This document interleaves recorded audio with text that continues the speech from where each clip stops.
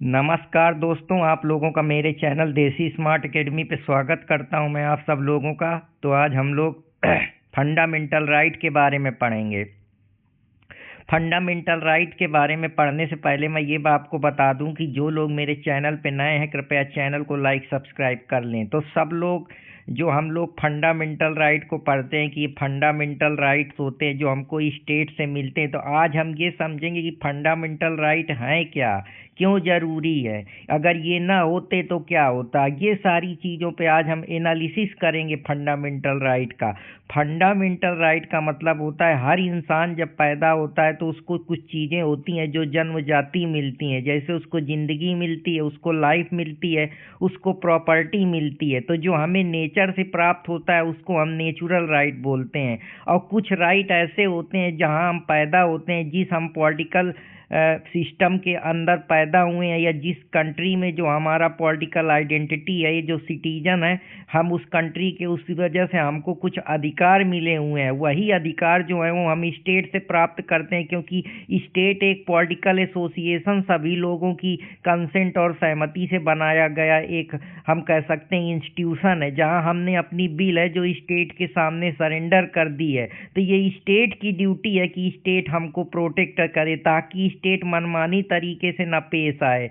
जो उसके अधिकारी हैं, जो उनका सिस्टम है उसी आधार पे चले। अगर रूल ऑफ लॉ नहीं होगा तो जो मजबूत लोग हैं वो जो छोटे लोगों को दबा देंगे, उनकी आज़ादी छिन जाएगी, उनके बोलने का अधिकार छिन जाएगा, वो कैसे जिएंगे, कैसे अपनी बात करेंगे। तो एक सिस्टम बनाया गया है पॉलिटिकली जिसको हम स्टेट कहते हैं, जिसको हम सब लोगों ने अपनी जो शक्ति है, अपना जो कंसेंट है, अपनी जो बिल है वो स्टेट को सरेंडर कर दी है कि ये स्टेट जो है हमको प्रोटेक्शन देगा हर चीज़ पे, जिससे जो अथॉरिटियाँ हैं वो हमारे ऊपर आर्बिट्रेरी तरीके से हमको पकड़ेंगी नहीं, हमको आज़ादी देंगी, हमको बोलने का अधिकार मिलेगा, हमको ज़िंदगी का अधिकार मिलेगा, हमको लिबर्टी मिलेगी। लेकिन अगर ये सब छीन जाएंगी तो फिर हमारा अस्तित्व नहीं रह जाएगा। नेचर से तो हमको ये चीज़ें मिली हैं कि हमारी ज़िंदगी, हमारी लिबर्टी, हमारे प्रॉपर्टी को कोई हमसे छीन नहीं सकता है। लेकिन अगर स्टेट आर्बिट्रेरी तरीके से पेश आने लगे तो उसी के लिए ये फंडामेंटल राइट है। जब हम अपने स्टेट से ये डिमांड करते हैं कि वो हमारी सिक्योरिटी सेफ्टी का ख्याल रखे, और हमने जो अपनी बिल स्टेट के सामने सरेंडर करी है, जो इच्छाएं रखी हैं, क्योंकि स्टेट को हमने बनाया है, पॉपुलेशन, टेरिटरी, गवर्नमेंट, सॉवरेनिटी से मिलके स्टेट बना है। तो ये जिम्मेदारी है स्टेट की कि वो हमको प्रोटेक्ट करे। सरकार बिना वजह किसी को डिटेन न करें, किसी को परेशान न करें, किसी के ऊपर क्रूएल अत्याचार न करें। उसी अत्याचार से बचने के लिए अपनी पर्सनल लिबर्टी, फ्रीडम को मेंटेन करने के लिए ही ये फंडामेंटल राइट है। जैसे स्टेट हमको जो है कभी कभी शोषण करने लगती है, जैसे आप तमाम केस देखते हैं, पुलिस अनावश्यक लाठीचार्ज कर देती है, 3rd डिग्री टार्चर दे देती है, मारने लगती है, जेल में जानबूझ के डिटेन करती है, बिना कारणवश जो है अरेस्ट कर लेती है। जैसे पहले अगर ब्रिटिश समय था तो ब्रिटिश की हुकूमत में जो ब्रिटिश अथॉरिटी होती थी वो बिना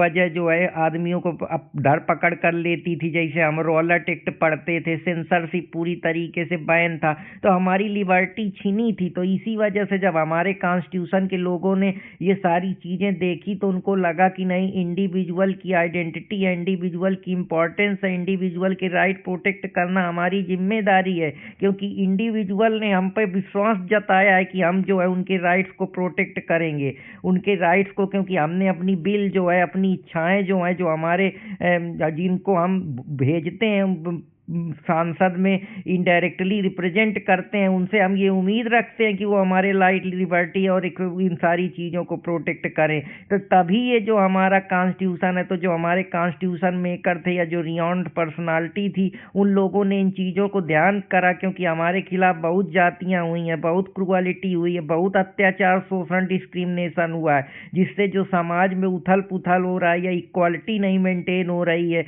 या बड़े लोग छोटे लोगों को दबा लेते हैं तो एक सोशल आर्डर बना रहे, एक सोशल आर्डर मेंटेन रहे, एक सोशल सॉलिडरिटी बनी रहे, जिससे जो है सिस्टम क्रैश ना हो, सिस्टम क्यास में ना आए, हर चीज़ चलती रहे।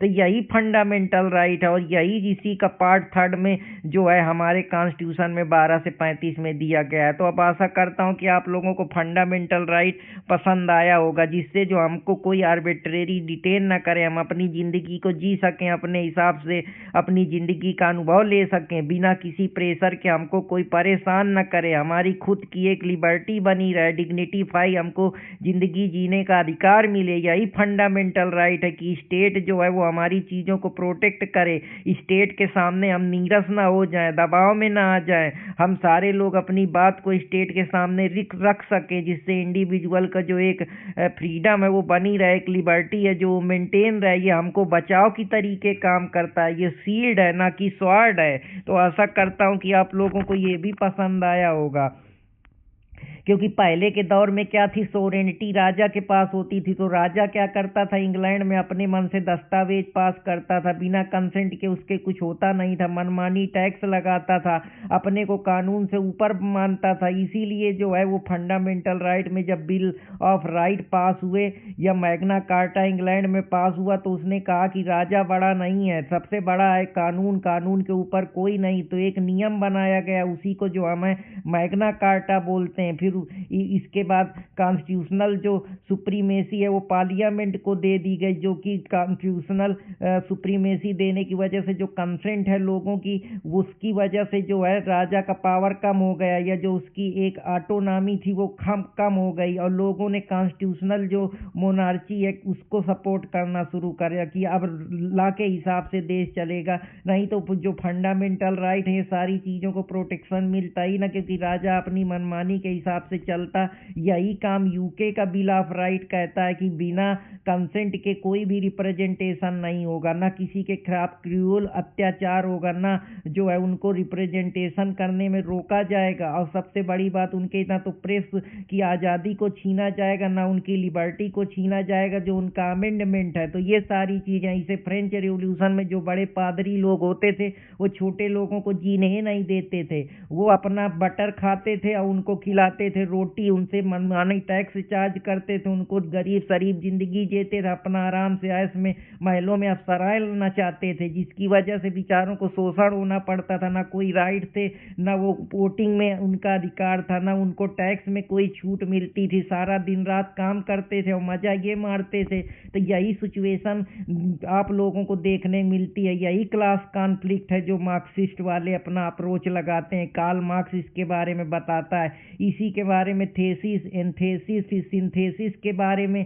जो ये मॉडर्न अप्रोच है कि पहले कुछ सिस्टम था, फिर बदला, फिर विध्वंस हुआ, फिर कोई नए सिस्टम का गठन हुआ।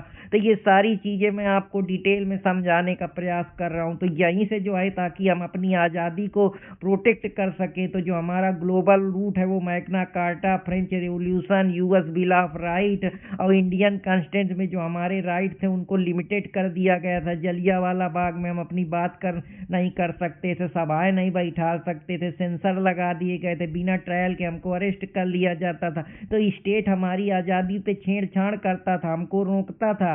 वही मॉडर्न अप्रोच को ध्यान में रखते हुए जो हमारा कॉन्स्टिट्यूशन हम पढ़ते हैं उसको हमला से इंटरलिंक करें, तो जो हमारी स्टेट की रिस्पॉन्सिबिलिटी बनती है, स्टेट लाइबिलिटी बनती है, क्योंकि स्टेट की जिम्मेदारी है कि अगर कोई भी स्टेट किसी के खिलाफ आर्बिट्रेरी तरीके से पेश आता है तो उसको हम एब्सोल्यूट इम्यूनिटी नहीं देंगे, जैसा हम पहले देते थे, जिसमें बहुत सारे केस, हमने रुदल शाह का केस पढ़ा था, ये सब हमने विद्यावती का केस पढ़ा था। तो ये सब चीज़ें इंटरलिंक हैं, तो इसके हम फंडामेंटल राइट को एक लिवरेज दे सकें, एक प्रोटेक्शन दे सकें, स्टेट की लिमिट को प्रोटेक्ट करने के लिए सारी चीज़ें आई, जैसे पॉलिसी है, पुलिस है, गवर्नमेंट है, मेजॉरिटी है। तो ये सब सोशल कंट्रोल के तरीके हैं कि समाज को कंट्रोल कैसे किया जाए, जैसे सोशल कंट्रोल थ्योरी बताती है, जिससे जो सिटीजन है वो वीक हो जाए, वो अपनी बात रखे ना, हर चीज़ पे जो है स्टेट अपनी निगरानी करता है। जैसे सोशियोलॉजी में हम पैनोप्टिकम स्टेट के बारे में पढ़ते हैं कि कोई है जो हमारी हर चीज़ पे निगरानी कर रहा है, जैसे आज की ऑटोमेशन इंडस्ट्रियां है वो हमारा डाटा लिए हैं, स्टेट गवर्नमेंट है वो हमको आधार के उससे पकड़ पकड़ बनाए, हमारे बायोमेट्रिक से हमारी सारी जांच करती है, सीसीटीवी कैमरे, ड्रोन, इन सारी चीज़ों से पकड़ बनाए, पासपोर्ट से हमको हर तरीके से तो बांधे हुए। अब हमको लग रहा है कि हम स्वतंत्र हैं। डेमोक्रेसी का रियल बनाने के लिए जी सिर्फ कि लोगों का राइट्स है, लोगों का राइट्स तो है, लेकिन तुम जिन लोगों को राइट दिया है वो भी कहीं ना कहीं तुम्हारे साथ आर्बिट्रेरी तरीके से पेश आते हैं। कोई अधिकारी बन जाता है तो वो सिस्टम में जाके जो उसका रियल सेल्फ है भूल जाता है, उसी के दबाव में काम करता है। वो चाहे जितना फ्री अपने को माने, लेकिन वो फ्री नहीं है। तुमको लगता है कि वो तुम्हारे लिए पॉलिसी बनाते हैं, वो एक्चुअली पॉलिसी इस वजह से बनाई जाती है ताकि देश चलता रहे, नहीं तुम सब लोग विध्वंस करना शुरू कर दोगे। सिर्फ वोट बैंक की राजनीति, कास्ट, कम्युनल वायलेंस पे होती है। बोलने, लिखने, सोचने की आज़ादी ज़्यादा करोगे तो डिटेन कर लिए जाओगे। जैसे अभी बड़े बड़े पुलिस ऑफिसर हैं, उनको डिटेन कर लिया जाता है। कहीं पेपर लीक होते हैं तो बच्चों को लाठीचार्ज कर दिया जाता है। बाकी कहने का फंडामेंटल राइट है, तुम खुद ही समझदार हो ह्यूमन डिग्निटी के लिए। और जो तुम जिन टीचरों को भगवान मानते हो वो तो कभी ये चीज़ें बताएंगे नहीं, तुमको बताते रहेंगे कि हाँ ये पढ़ लो, फंडामेंटल राइट पढ़ लो, लेकिन कभी तुमको एक्चुअलिटी की दुनिया से नहीं रूबरू कराएंगे। जो उनको जिससे फायदा होगा उसी की बात करेंगे। रिजल्ट आ जाएगा तो उसको छाप देंगे। हो सकता है कि कुछ सिस्टम बता के तुमको अंदर अंदर वो कर लें और तुमको लगेगा कि हाँ यार वहीं से आई है। तो इंसान को सिर्फ सब्जेक्ट नहीं सिटीजन बनाते हैं ये लोग, और सिटीजन बनाने का उनका यही तरीका है कि कैसे लोगों को बांधा जाए, कैसे उनसे जो है अपने हक की बात कराई जाए। तो यहाँ दुनिया सोशल एक्सचेंज थ्योरी पे बेस्ड है कि हर आदमी इंटरेस्ट से जुड़ा है। जैसे रूसो पांड कहता है कि ये प्राइवेट इंटरेस्ट है, ये पब्लिक इंटरेस्ट है, ये इंडिविजुअल इंटरेस्ट है, ये फैमिली का इंटरेस्ट है। तो ये सब इंटरेस्ट पे दुनिया है। जॉन लॉक कहता है कि लाइफ, लिबर्टी, प्रॉपर्टी जो है वो नेचुरल राइट्स है जो हमसे कोई नहीं छीन सकता है, जो जन्मजाति हमको मिली है। कि यहाँ की जैसे शायरी तुमको सुनाओ तो यहाँ की मिट्टी में सभी का खून है शामिल, हिंदुस्तान किसी के बाप का थोड़े है। हमारा भी फंडामेंटल राइट पे उतना ही अधिकार है, हम भी उतनी डिग्निटीफाई लाइफ जीने का अधिकार रखते हैं। बस समस्या ये होती है कि जब एक आदमी के ऊपर कोई चीज होती है तो उसको दबा दिया जाता है, और जब अपने लोगों के ऊपर वही होता है तो सबको कल आता है। तो हम कलेक्टिव बराबर नहीं है, हम बस दिखाने के हैं कि हाँ हम करेंगे, लेकिन सिस्टम के सामने सबका दम निकल जाता है क्योंकि सब अपनी पहले स्वतंत्रता चाहते हैं। इसीलिए अगर इसको जॉन मास्लो की जो थ्योरी है वो कहती है कि आदमी पहले अपनी जो है सिक्योरिटी की फिक्र करता है, पहले अपने को बचाएगा, जब जिंदा रहेगा तब तो कुछ करेगा। इसीलिए तो हम लॉ में प्राइवेट डिफेंस के बारे में पढ़ते हैं कि पहले अपनी बॉडी राइट, प्रॉपर्टी को बचाएं, तब हम देश की सेवा करेंगे। तो पहले आदमी जो है अपनी लड़ाई लड़ता है, पहले व्यक्तिगत लड़ाई होती है, फिर सामाजिक लड़ाई होती है। और स्टेट का काम है राइट को प्रोटेक्ट करना, लेकिन स्टेट राइट को प्रोटेक्ट तो करता है लेकिन इतना भी नहीं प्रोटेक्ट करता है कि जितना आपको लगता है, क्योंकि स्टेट भी जानता है कि अगर मैं सब जगह नहीं करूंगा तो लड़ाई हो जाएगी, विध्वंस हो जाएगा, कंट्रोलिंग पावर खो जाएगी, अराजकता आ जाएगी, मूवमेंट छिड़ जाएंगे। तो डॉक्टर अंबेडकर जो कहते हैं फंडामेंटल राइट जो कंसाइंस है कॉन्स्टिट्यूशन का, विवेक पे है जो हमने कॉन्स्टिट्यूशन बनाया है। तो ये राइट इस तरीके से निकल के आते हैं, आपको सिर्फ बताया जाता है कि ये आर्टिकल 14 है, ये आर्टिकल 18 है, लेकिन क्या है, कहाँ से है, क्यों है, उसके पीछे की आइडियोलॉजी क्या है, ये सारी चीज़ें हैं। कम्युनिस्ट वाले अपनी सोच रखते हैं, सोशलिस्ट वाले समाजवाद के हिसाब से फंडामेंटल राइट को देखते हैं, और जो कम्युनिस्ट हैं वो अपने हिसाब से सोचते हैं, जो मार्क्सिस्ट हैं वो लड़ाई करा के अपना अपना सिस्टम साधते हैं। कहीं यहाँ दंगा कराएंगे, कहीं यहाँ वायलेंस कराएंगे, कहीं यहाँ टेररिज्म कराएंगे, कहीं यहाँ किसी को मारेंगे, कहीं ये टेररिज्म होगा, कहीं ये नक्सलिज्म होगा। तो ये सब चीज़ें यहीं से आप हैं, आप सब चीज़ों को जोड़ तोड़ के समझेंगे तो समझ में आएगा। इक्वालिटी का पार्ट पढ़ाया जाता है तो कहाँ से तुमको इक्वल लगता है? जिसके पास पहले से स्ट्रक्चरल वेल्थ है, या बड़े घर में पैदा हो गया, या चांदी के चम्मच में दिया है, या उनको प्रिविलेज मिला है, तो तुम चाहे जितना उसको ऊंचा लाने का प्रयास करो, ज़्यादा रिजर्वेशन का पार्ट पढ़ाओगे तो कह देंगे नहीं ये रिजर्वेशन हटाओ, ये सब इक्वालिटी नहीं लाता है, फेयरनेस नहीं है। लेकिन पहले से जब इंडिया में इतनी सारी समस्याएं हैं, इतना जो है किसी के पास लैंड ज़्यादा है, किसी के पास बुद्धि ज़्यादा है, किसी के पास कोई स्टेटस का प्रिविलेज है, कोई बड़ी सोसाइटी में पैदा हुआ है, किसी कोई इंडस्ट्रियलिस्ट है, किसी के मीन्स ऑफ प्रोडक्शन पहले एक्वायर कर लिया है, तो कहाँ से इक्वालिटी ले आओगे? किस रीजनेबल बेसिस पे इक्वालिटी की बात करते हो? तो ला के सामने सब बराबर है, कहने का बराबर है। अफलातून ने कहा था कि कानून वो मकड़ी का जाला है, जो बड़े लोग होते हैं वो इससे बच जाते हैं, छोटे लोग दब के मर जाते हैं, क्योंकि उनके पास पैसा नहीं है, उनके पास कोई ला, उनकी पैरवी कौन करेगा, कौन उनको ध्यान देगा? ज़्यादा आवाज़ उठाओगे पुलिस उठा के बंद कर देगी, सिस्टम से लड़ ही नहीं पाओगे। बड़े लोगों के पास पैसा है, बल है, जो मनी पावर, मसल पावर और वैल्यू पावर, वॉइस पावर, हर प्रकार का तो पावर है, अटेंशन पावर, तो वो खींच लेंगे अपनी तरफ। तुम तो वहीं धड़ाम हो जाओगे, तो तुम्हारे खिलाफ तो वैसे भी डिस्क्रिमिनेशन होना है, तुम कितना बच लोगे? फिर स्टेटस की बात होगी, लोग यहाँ ज्ञान देंगे कि हाँ अरे ये तो ऐसे हैं, ये तो वैसे हैं, लेकिन जिनके पास पावर एक्चुअली जाएंगे वहीं तुमसे ज्ञान देगा, अरे पावर आवर क्या होता है, ये तो सब कहने की बातें हैं। लेकिन तुम्हारे पीछे वही ज्ञान देंगे, लेकिन पीठ पीछे वही हमारे फलाने चाचा हैं, वो हमारे बड़े भैया हैं, वो फलाने हमारे ये हैं। तो आईएएस के इंटरव्यू में भी कास्ट के बेसिस पर रिजेक्ट कर दिया जाता है, इंटरव्यू में आप देखते हैं। लेकिन ये समाज है यार, ये फलाने बहुत पढ़ने में तेज हैं फलाने, लेकिन इनडायरेक्टली ये सब चीज़ें होती हैं। अगर ऐसे कर देंगे तो तुम विध्वंस नहीं करना शुरू कर दोगे, तो इंटरव्यू में मार्क्स कटेंगे, फिर उसी नौकरी में अंदर जाओगे तो वहाँ जातिवाद का कीड़ा घुसा पड़ा है, और तुमको लगता है कि हाँ नौकरी मिल जाएगी तो मेरी ज़िंदगी बन जाएगी, और ज़्यादा बोलोगे तो धरा जाओगे। इसीलिए कास्ट लाई गई है, ताकि जो पहले से होशियार लोग हैं वो तुम्हारा शोषण कर सके। तो वही फ्रेंच रेवोल्यूशन की कहानी है, बस कहने का तरीका थोड़ा दूसरा है।